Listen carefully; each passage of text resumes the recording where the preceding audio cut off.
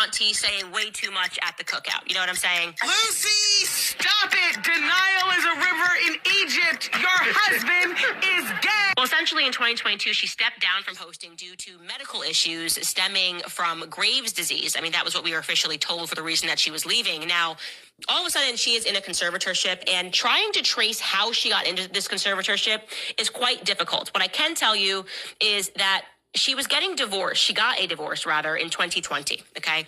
She was married to a guy named Kevin Hunter from 1999 to 2020. And we know that the end of this was definitely traumatic, I would say. It was a traumatic ending to a relationship.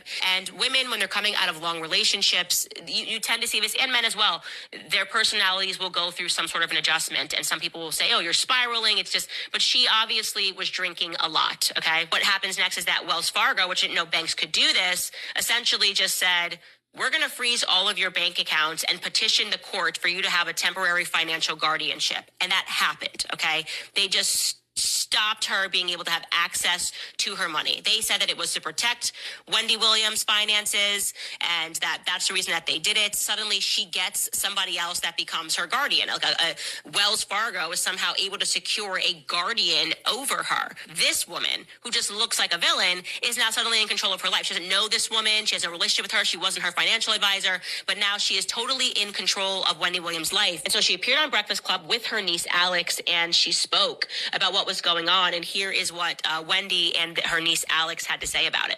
I am not cognitively impaired, you know what I'm saying? No, but I feel like I am in prison. You understand what I'm saying? This is her room. That's literally her apartment. But the thing about this apartment, and you know this, not Wendy, because you're there, it's small. She has a bed, a chair, a TV, a bathroom, and she's looking out one window. The buildings across the street. So now Wendy Williams is essentially calling on friends to speak out because she can't do anything. Like, again, this is the most terrifying thing. I don't even know how this is allowed legally. This should obviously be abolished unless she is physically harming someone, okay? There is nothing that is wrong with going broke. Okay, she started her life broke. She's allowed to end her life broke. And Wendy Williams was going through a divorce. She was drinking a lot. Homegirl needed a break. And so I view this as her being wronged. I view this as her being in prisons. And I want to use my platform to say that Wendy Williams should be freed before they do to her what they did to Britney Spears. Whatever brought you to this account, you need to praise your gods that you found it. Using these systems that can control you are not systems of freedom at all. Oh, yeah. Someone's auntie saying way too much at the cookout. You know what I'm saying? Lucy, stop it! Denial is a river in Egypt. Your husband